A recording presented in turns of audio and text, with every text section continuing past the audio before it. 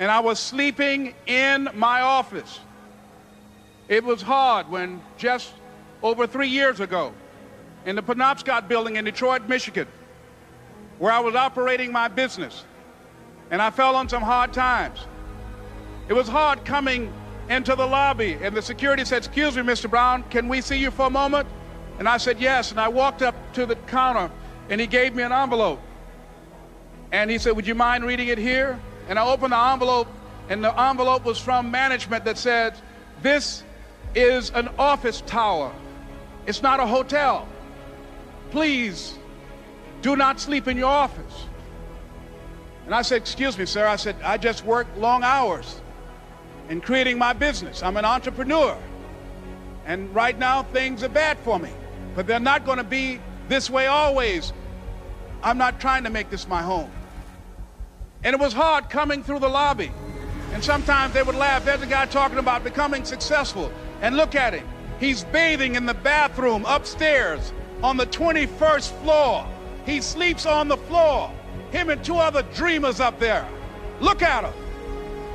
It was hard, ladies and gentlemen, coming to speak to people. And I was facing financial difficulties in my own life.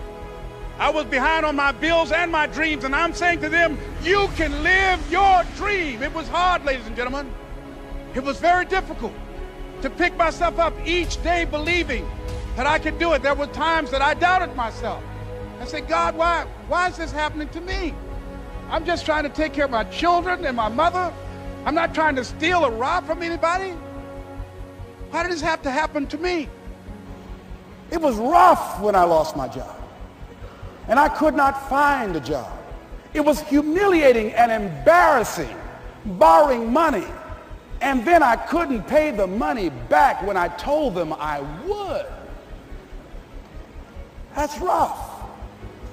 How people look at you, how they respond to you. It's very hard. Here's what I discovered that happens to you in life, that you will go through things, and while you're going through them, you can't understand why it's happening to you. But after you go through it, you get back and you look at it and you say, "Oh, now I understand why I needed that lesson." Then I saw that that was preparing me for bigger and better things. See, most people want it easy. See, easy come, easy what? Easy go. Learning those things that you don't like to do. But you know that in order for you to get where you want to go, this is one of the hoops that you have to flip through. And I'm saying to you, whatever you got to do it, because if you don't, life is going to whoop you until you surrender. How do you hang in there during the hard, difficult times? Les, you must have faith. You've got to believe in yourself. You've got to believe in your abilities. You've got to believe in your service, your company, your ideas. Unquestionably, you got to have faith, and that faith gives you patience.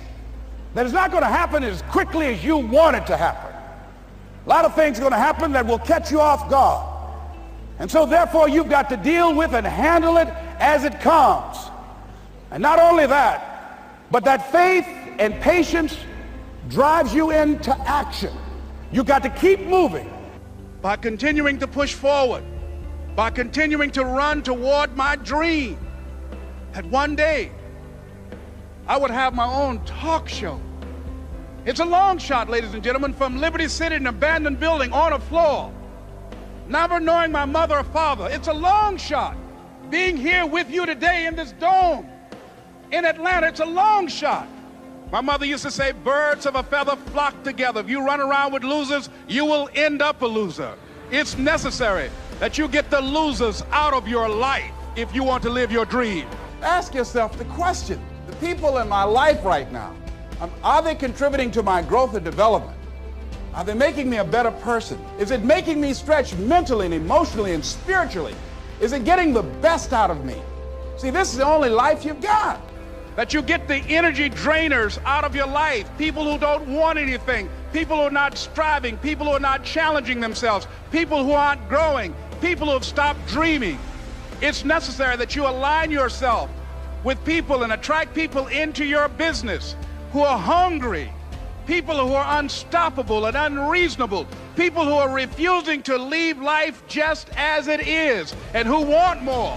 See, ladies and gentlemen, if you don't use your talents, if you don't use this power, this force that you have within you, you're going to lose it. I travel a lot speaking around the country, and I was out of Detroit for around 2 months. I came back to the airport, went in the parking lot, put my key in the ignition, turned the key. Can anybody tell me what happened? Can you tell me why the car did not get started? The battery was dead. Why was it dead? I had not been using it. Repeat after me, please. If you don't use it, you lose it. If you have the ability to play an instrument, the world's greatest said that if I miss a week of practice, I know it. And if I miss 2 weeks, the critics know it. And if I miss 3 weeks, my audience knows it. If you have the ability to draw well, and if you don't use that talent eventually, you're going to lose it. If I don't speak often, and at one point in my life, I missed speaking for around 6 months. And when I came up before an audience, I was rusty. I could not get my thoughts together. I could not have the power, the kind of confidence that I needed in order to make it happen.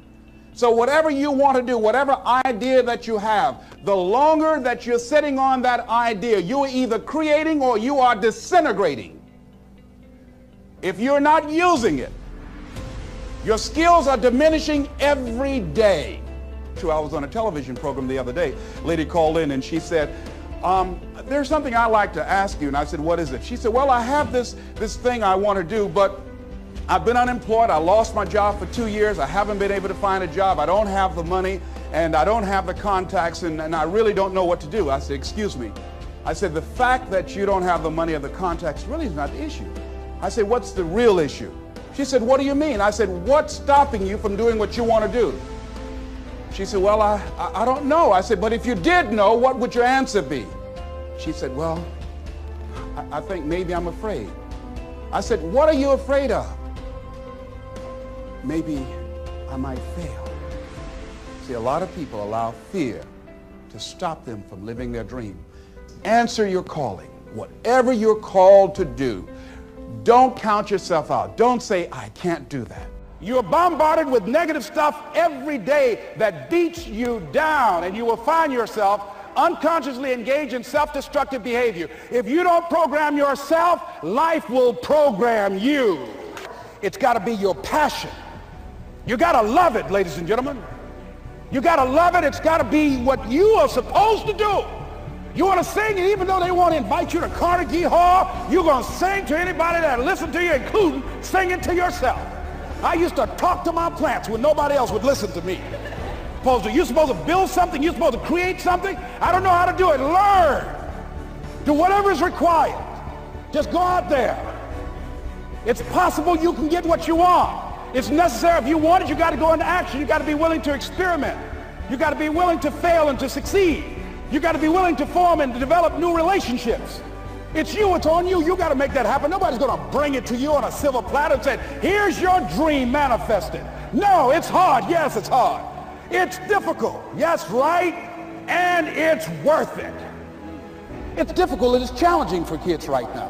And it's going to take some easy, simple methods to help bring them out of this madness.